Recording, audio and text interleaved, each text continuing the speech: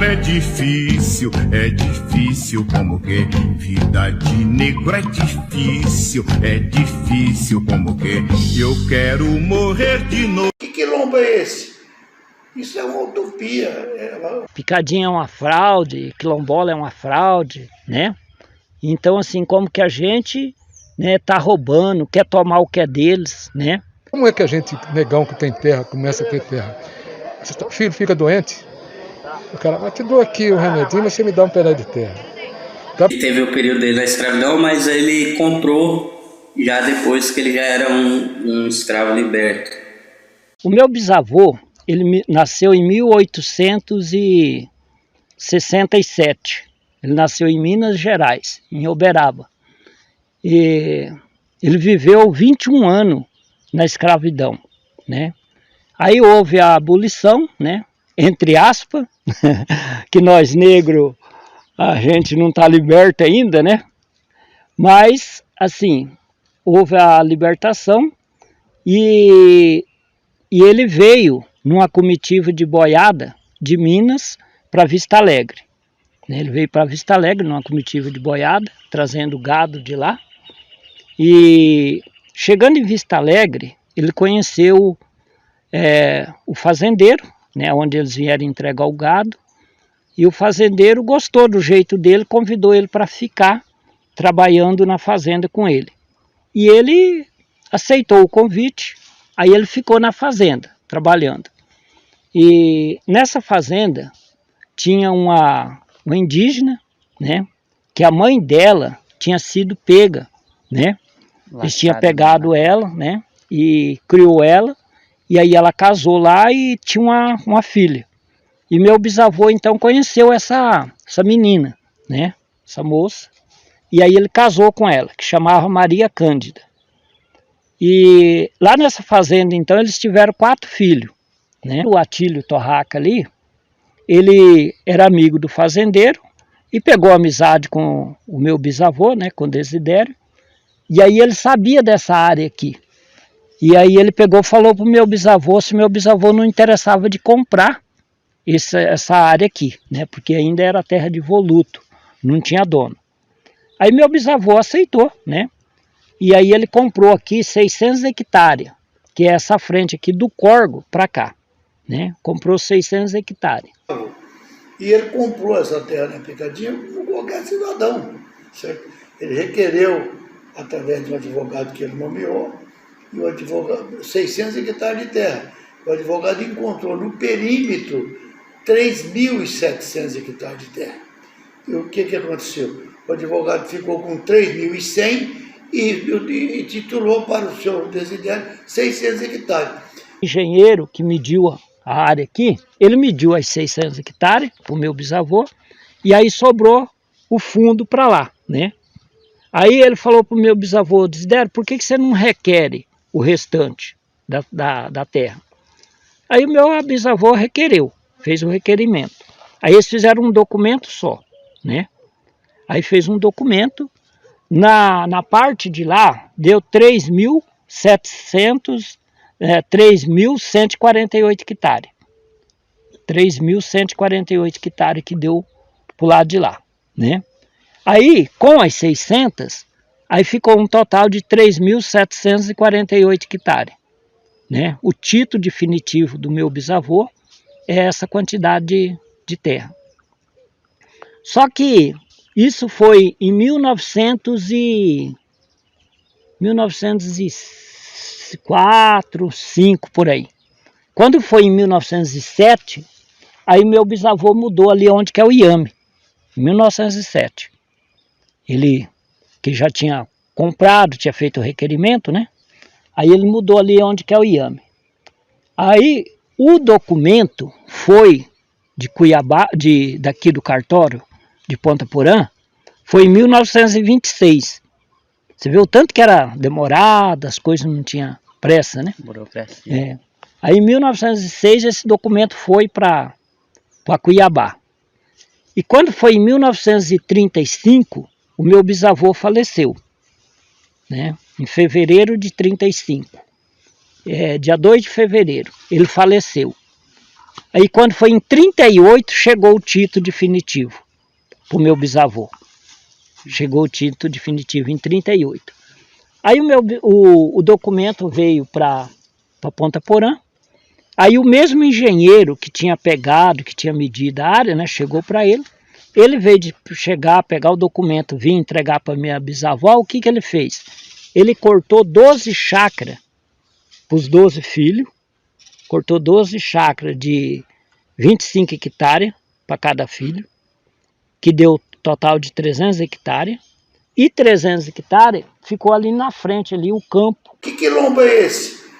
Isso é uma utopia, é uma questão ideológica, porque seu Desidério era um cidadão negro, mas um cidadão como qualquer um de nós, como todos são, que veio do interior de São Paulo, de Minas Gerais, e comprou uma terra aqui como qualquer pessoa.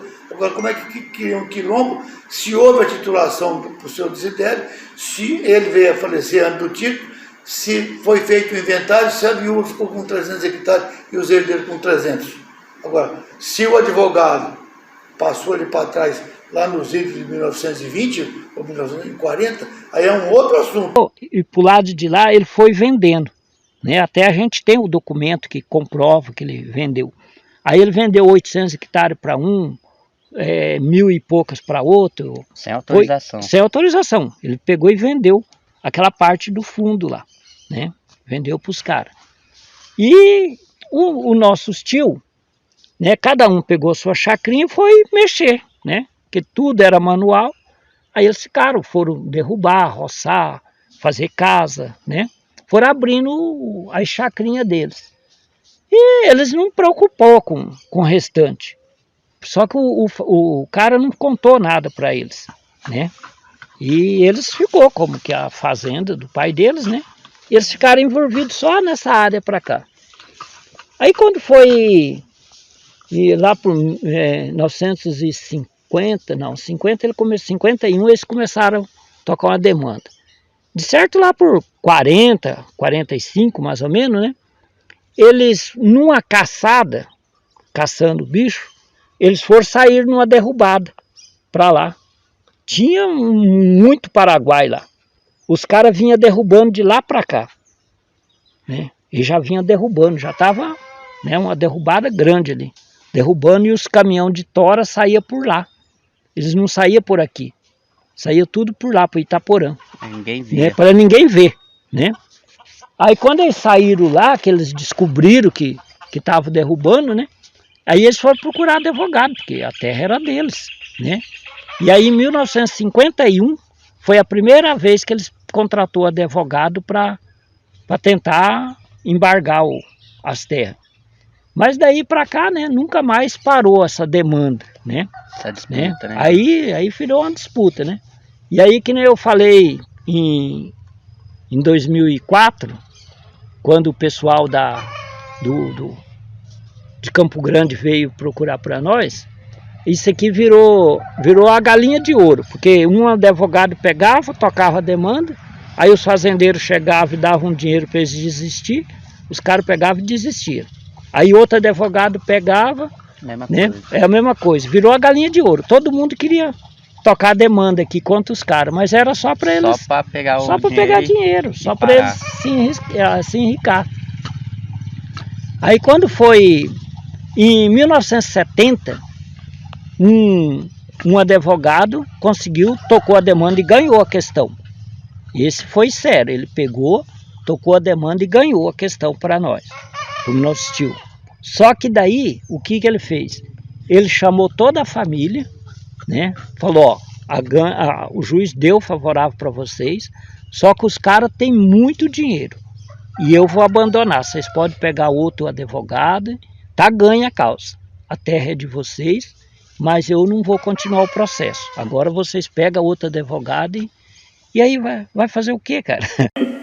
Tantos anos após 1597, desde o primeiro quilombo dos Palmares até hoje, ano 2023, século XXI, a gente ainda presencia o grande conflito que há nessas áreas em cima das terras, né? Sempre a questão do grande proprietário, do grande latifundiário, em cima do quilombola.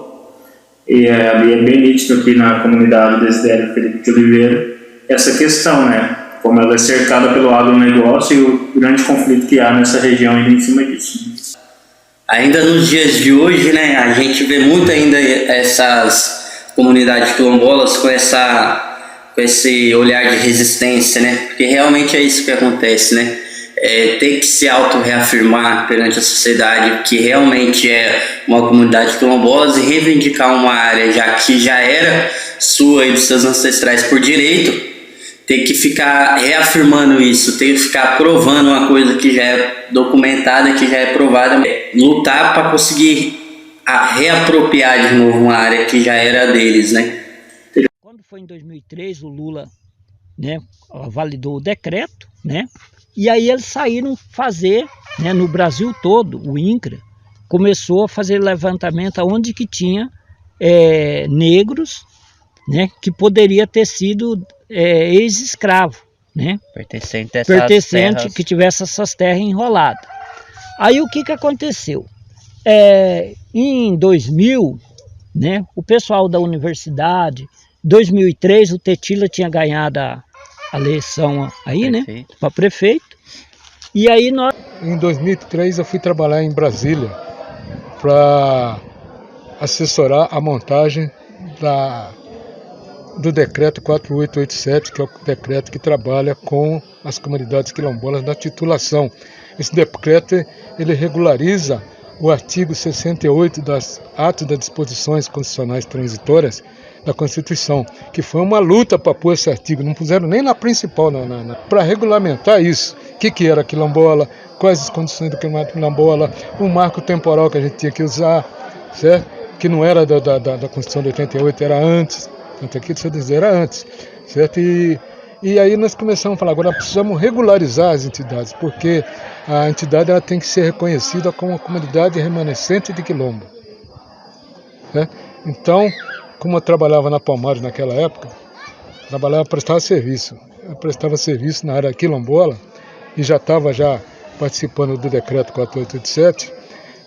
Nesse decreto está dizendo lá que as comunidades têm que ser reconhecidas pela Fundação Cultural Palmares. E encaixou, porque meu bisavô era quilombola, né? Porque é descendente de escravo, ele viveu 21 anos na escravidão. Como é que a gente, negão que tem terra, começa a ter terra? O filho fica doente, o cara, mas te dou aqui o remedinho, mas você me dá um pedaço de terra. Dá para você quê? Você me dá um pedaço de terra. Foi perdendo a maioria do território do quilombola, que era 3.000 hectares. Tá só isso, certo? E isso o Estado brasileiro responsabilizou para que essa situação fosse regularizada. Tanto é que não chega a titulação, chama regularização de territórios quilombola. Em 2005 nós viemos para cá falar com o Ramon, conversamos com a comunidade, fizemos uma reunião lá embaixo e falamos, vocês têm que montar uma associação. E aí a gente formou a associação, aí eles propôs para que nós fizéssemos uma associação, se nós queríamos formar a associação. Aí nós falamos que sim, né? Falamos, não, nós queremos. Conversamos, chegamos a uma conclusão, eu expliquei juridicamente como é que funcionava. Hoje não, as moçadas trabalham sozinho, né? Eu expliquei juridicamente como é que funcionava, quais as vantagens de você ter uma associação, da possibilidade, não prometemos que vai dar terra, não, a possibilidade de conseguir a regularização do território quilombola numa área que era a original ou próximo à original, certo? E começou a nossa relação com a comunidade. Fez-se o estatuto, orientamos a comunidade para que ela estivesse sempre junto com o Ministério Público Federal. Porque aí nós fizemos associação, né, registremos, o cartório não queria registrar, né, o cartório não queria registrar a nossa associação, aí o doutor Zé Roberto veio lá no cartório, aí eu fui lá com ele, aí ele conversou com os caras lá, né, em abril, aí quando foi dia 5 de maio, eles registrou a nossa associação. Mas se o doutor José Roberto não viesse ali, eles não queriam registrar, né? Porque eles conheciam a história, né? Aí eles não queriam registrar, não. Queria parar de alguma forma, né? Queria segurar. Eles seguraram o que pôde, né? Que você vê, nós formamos ela, foi em fevereiro, né? Dia 13 de fevereiro, caiu no segundo domingo de fevereiro de 2005. Aí a gente foi feita a eleição, né? E aí foi registrar em maio, porque ele segurou, não queria registrar, né? E daí começou então a nossa luta, né? Como quilombola, né? Correndo atrás. E aí 2005 e 2006 foi uma correria grande, porque aí a gente começou a juntar todos os documentos, né? Que a família tinha, e levar para Campo Grande, para o INCRA, né? A gente levava para o Campo Grande lá, para poder ter a base e comprovar se era verdadeiro ou não, né? E aí mais as pesquisas que eles foram fazendo e buscaram o título definitivo lá em Cuiabá, né? Tinha lá o registro no nome do nosso bisavô. E nós começamos a fazer o trabalho. Veio o antropólogo, ele fez o trabalho de antropologia, chegou à conclusão que tinha ancestralidade quilombola. Passamos, aí vai para o INCRA, tem que fazer um documento que chama Relatório Técnico de Demarcação, de Titulação, RTD, certo? E aí nós fizemos um relatório técnico, baseado no estudo do antropólogo, e mandamos para Brasília. Nesse interim, veio os técnicos do INCRA aqui. Você não pegou, mas isso aqui parecia uma guerra. Era os fazendeiros com caminhonete travando, o cara ameaçando.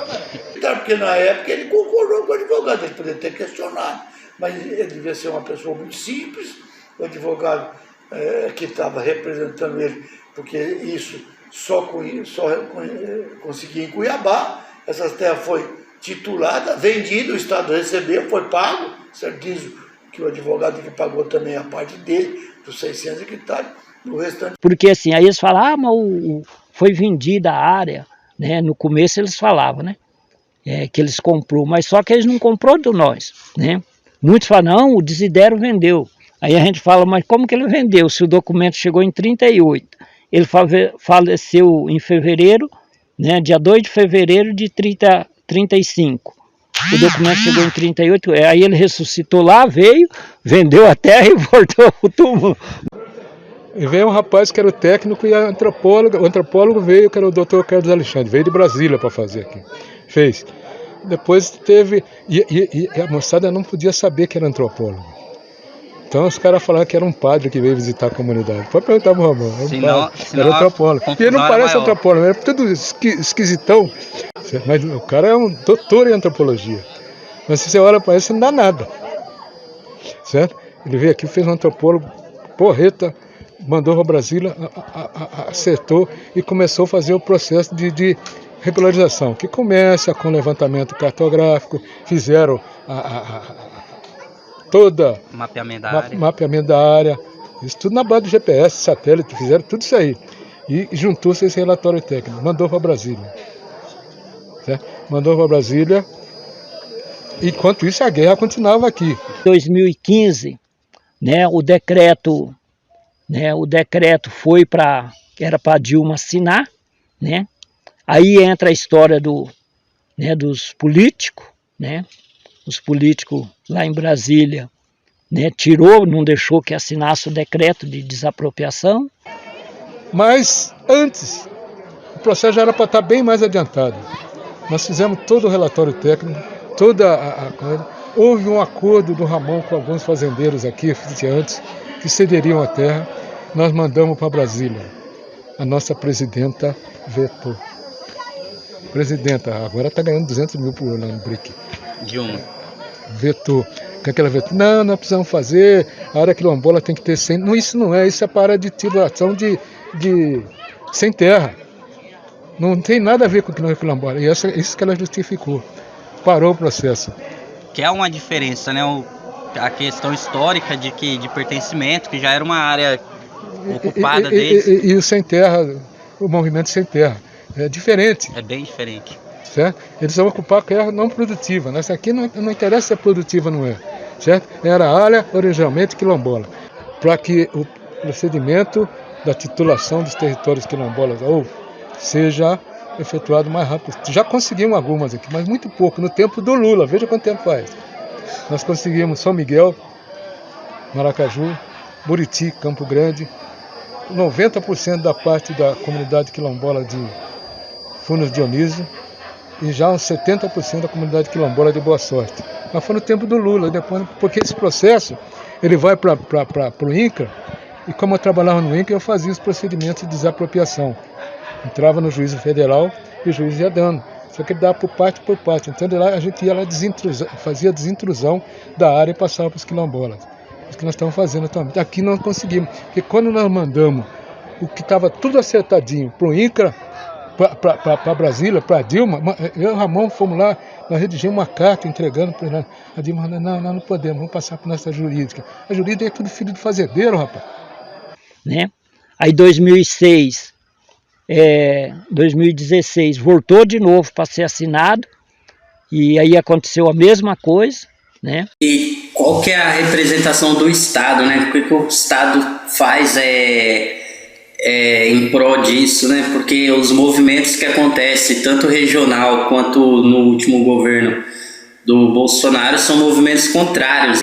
Tentam, de alguma forma, deslegitimar a luta deles, né? Porque se a gente parar para analisar a questão, como eu disse, do agronegócio, nós tivemos um governo aí durante 8 anos, um governo Azambuja, que é dono da metade do Mato Grosso do Sul, né? Então, assim, a gente percebe qual o olhar que eles estão tendo para essas comunidades.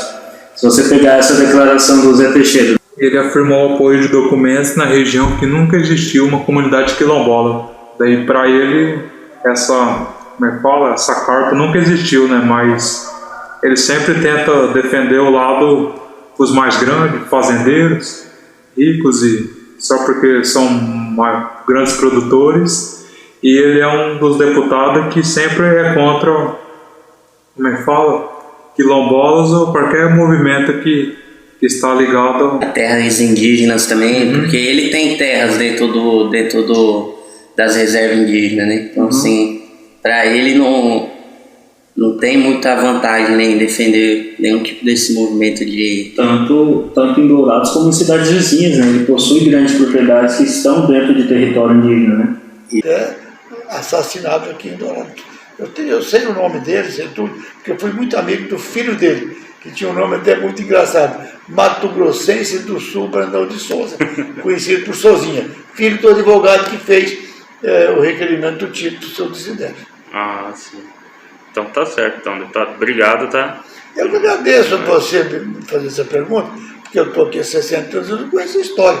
E para mim esse quilombo é uma invenção ideológica, porque não houve nada de quilombo aqui.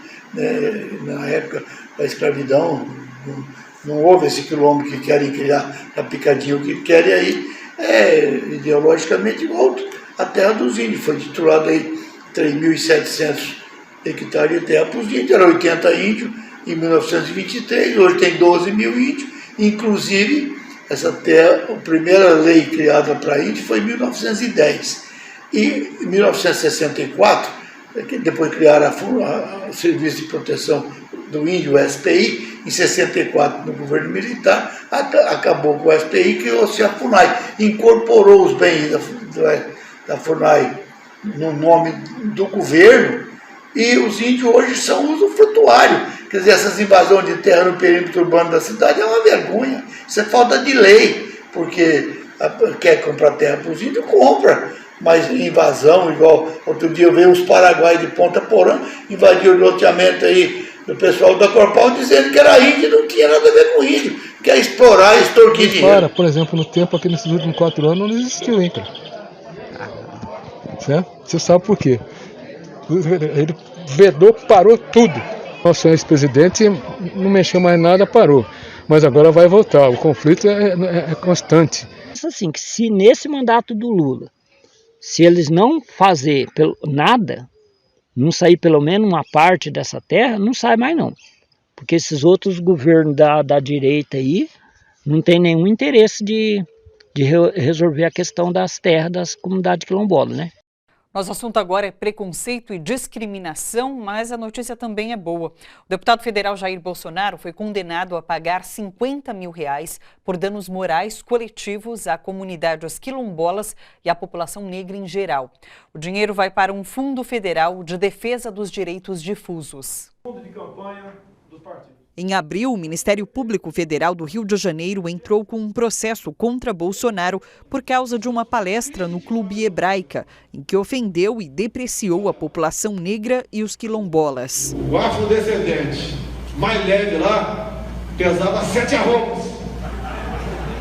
Não fazem nada. Eu acho que nem para procriadores serve mais. Picadinha é uma farsa, muita coisa do tipo. Como é que foi esse momento aqui para vocês que estavam aqui em cima da terra? É bastante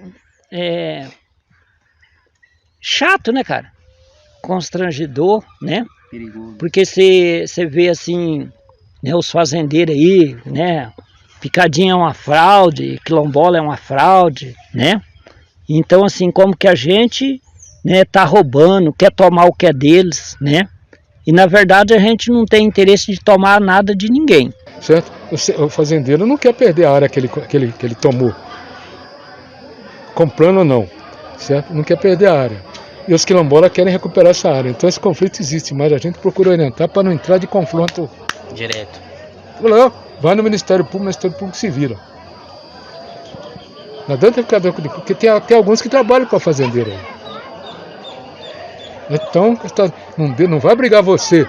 Chama o Ministério Público para brigar. Chama o INCRA para vir brigar aqui, os fazendeiros. Não entra nessa briga de ficar fazendo guerra, fazendeiro, tiro, pescoção, tapa, certo? Deixa os órgãos governamentais trabalhar nisso. Quantos milhões o agronegócio não gera em cima da terra de vocês todo ano, né? Então, Enquanto nós...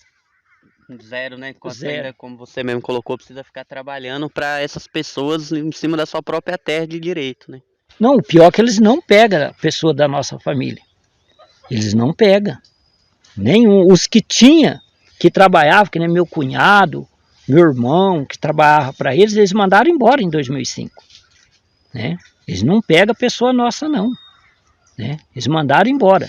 Querer plantar? Olha, direito, né? É um direito.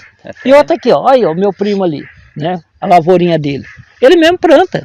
Agora, você acha se ter mais área grande, né? Ter colhedeira para ele colher, não vai tocar, né? Claro que vai. Pais já nasceram aqui, né? Então eu não vou falar a minha idade, né? Eu já tenho quase 50 anos que eu moro aqui. Pouquinho tempo. Pouquinho, quase meio século, quase. Que a princípio o meu bisavô tinha uma área de 3.748 hectares, né? E acabou ficando com apenas 600, né? 600 hectares. E dessas 600 hectares, os filhos, alguns venderam, foram para a cidade, nós ficamos com uma área bem pequena, bem limitada. Então, não é possível sobreviver só com o recurso, né, dessa área, porque é muito pequena, né? Não dá para se trabalhar em cima e sobreviver. Então, geralmente a gente mora aqui no sítio, mas trabalha todos fora, né? Alguns trabalham na cidade, outros na faculdade, e é assim que a gente sobrevive. Hoje, a gente agradece muito a Deus pelas 2 universidades ali, né? Que empregou muita gente nossa ali, na limpeza, né? Então, nós temos muita gente que trabalha ali na universidade. Aquilo ali foi uma bênção de Deus para nós, né? Nós mesmo ficamos 6 anos trabalhando na cantina, lá na universidade. A faculdade, a UFGD, sempre teve uma boa parceria, né? Sempre deu apoio técnico, orientação e tal. Então, geralmente era projeto que era desenvolvido, né, com o apoio da Universidade Federal. Descendente que não mora aqui. Mora na cidade, mora na cidade, mas ele continua sendo descendente desde que esteja dentro da árvore genealógica. Eu acho importante que nós trabalhemos junto. Junto que eu falo às comunidades quilombolas. Porque tem comunidade quilombola que foi titulada e esquece as outras. Ela tem que dar o exemplo e partir junto com as outras, está sempre participando, incentivando. Nós fizemos assim, nós fizemos assado. As comunidades no seu interior, elas não podem mostrar fraqueza, quer dizer, uma família contra a outra, Existiu muito isso lá em Boa Sorte. Em Boa Sorte, né, nós procuramos conversar e a moçada chegar junto, o denominador comum, que não é todo mundo que concorda com tudo. Vamos para essa assembleia aqui, a moçada teve que dizer, nós não queremos, vamos chegar a um acordo. Chegou o acordo, está aí, sem briga, sem gritaria. Tem que entender que o inimigo é outro, né? O inimigo é outro. É outro. E ele gosta de ver a gente brigar entre nós. Certo? Então, muita paz, muita união, muita força. E eu sempre cumprimento o pessoal nosso com uma palavra que chama axé. Muita gente confunde isso com... também, as palavras nossas têm vários significados, mas eu prefiro o significado filosófico iorubano, que vem lá da Nigéria, é o povo iorubá. Axé significa o poder de você transformar coisas ou pessoas, dar continuidade da vida, significa também poder, ordem, comando, harmonia, paz e mais outras coisas, certo? Que nós precisamos ter entre nosso povo negro. Axé. Axé. Os agradecimentos são a Universidade Federal da Grande Dourados, a professora Cláudia Roma Marques, que através da disciplina Formação Socioespacial nos proporcionou fazer esse trabalho. Também gostaria de agradecer aos senhores José Roberto Camargo de Souza, vulgo Zezão, advogado do setor jurídico da Secretaria Estadual de Saúde do Mato Grosso do Sul, também ao senhor Ramon de Oliveira, líder da comunidade quilombola, e a todos os moradores da comunidade quilombola Desidério Felipe de Oliveira. Trabalho realizado pelos acadêmicos Alan de Santos, Lucas de Almeida e Ilis Vano de Lima.